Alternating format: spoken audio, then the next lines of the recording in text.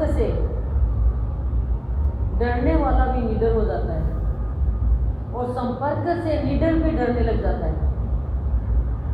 संपर्क से भ्रम में पड़ा हुआ भी भ्रम रहित हो जाता है, और संपर्क से ही भ्रम रहित भी भ्रम में पड़ जाता है। संकल्प से कमजोर भी बलशाली हो जाता है, और संपर्क से बलशाली भी कमजोर हो जाता है। संपर्क से दुखी रहने वाला भी सुख में रहने लग जाता है, और संपर्क से ही दुख में रहने वाला भी सुखी रहने लग जाता है। संपर्क से ही दुखी सुखी, सुखी दुखी हो जाता है। संपर्क पे ध्यान दो, आपका संपर्क सूत्र कैसा है।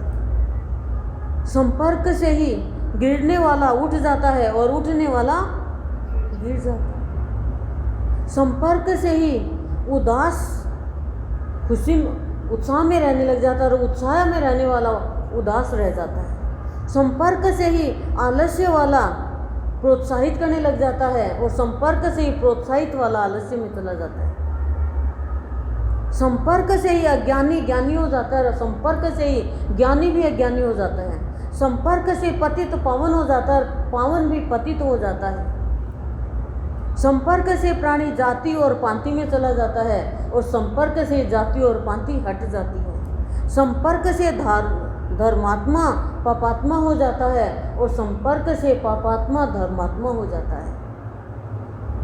इसलिए मैं विशेष रूप से ये कह रही हूँ कि जीवन का पाठ पढ़ो सत्संग में आकर के, और संपर्क सूत्र का ध्यान रखो। एक मोबाइल का आपका संपर्क सूत्र, आप लिखते हो संपर्क सूत्र, ये गलत चला गया तो गलत वार्तालाप हो जाएगी। तो संपर्क से सम भाव भी असम हो जाता है, और असम भाव भी सम हो जाता है। संपर्क से असीम भी ससीम हो जाता है, ससीम भी असीम हो जाता है। बहुत है संपर्क का। देखो क्या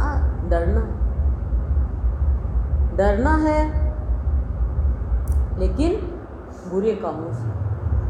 संपर्क से ही भोग वाला रोग में चला जाता है, योग में चला जाता है, और योग और रोग वाला भोग में भी चला जाता है। संपर्क से ही, खाली एक संपर्क से ही शरीर का भाव, वासना का भाव आता है, और संपर्क से आत्मा का भाव और प्यार का भाव आता है। संपर्क से ही घृणा, संपर्क से ही प्यार, संपर्क से ही क्रोध, संपर्क से ही शांति, संपर्क से ही अभिमान, जो अभिमानी अभिमान करने लग जाता है, संपर्क से ही अभिमानी अभिमान को छोड़ देता है। संपर्क से ही कर्तापन का भाव आता है, संपर्क से ही निमित्त का भाव आता है।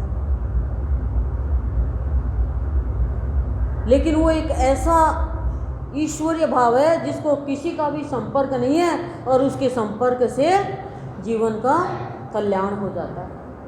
संपर्क से प्राणी अपना कल्याण कर सकता है, संपर्क से प्राणी अपना कल्याण कर सकता है। संपर्क से प्राणी उद्धार कर सकता है खुद का और औरों का, संपर्क से ही जन्म मरण में जा सकता है।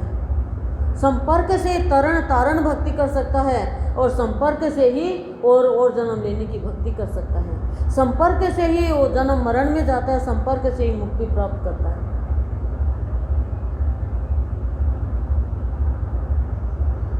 बोलो, करोगे संपर्क?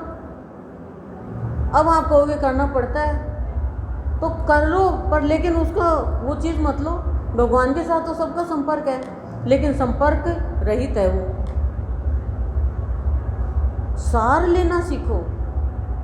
संपर्क से सार लेना आता है, और संपर्क से सार में से सार लेना आता है। संपर्क से संसार है, और संपर्क से ही संसार रहित में रहकर भी संसार रहित हो जाता है।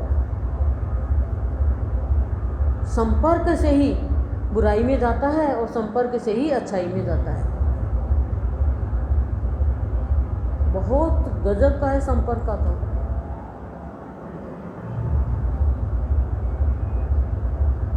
एक नया मटका होता है, उसमें भी मिट्टी होती है, उसको भी साफ किया जाता है। तो ये भी तो मटका है, घटी तो है, संत वही तो है। हमारे इस घट को भर रहे हैं, लेकिन निकालने की कोशिश कर रहे हैं, फिर हम भर लेते हैं। वो मटका तो बेचारा कैसे भरे, जड़ है, पर हम और भर लेते हैं और भर लेते हैं। संपर्क से देव भी असुर बन जाता है और संपर्क से असुर भी देव बन जाता है। संपर्क से मनुष्य भी पशु योनि में चला जाता है और संपर्क से पशु योनि भी देव योनि में चला जाता है। मनुष्य भी पशु बन जाता है संपर्क से, जैसे जड़ भरत एक उदाहरण है संपर्क से। और गोकर्ण के संपर्क से धुंधकारी मुक्त हो गया। हुआ नहीं हुआ? तो संपर्क देखो, गुरुदेव को बाबा का संपर्क मिला और संपर्क मिलते ही गुरुदेव का भटकना छूट गया। तो संपर्क ही भटकना छुटाता है और संपर्क ही भटकाता है। संपर्क ही बहकाता है, संपर्क ही बहाता है।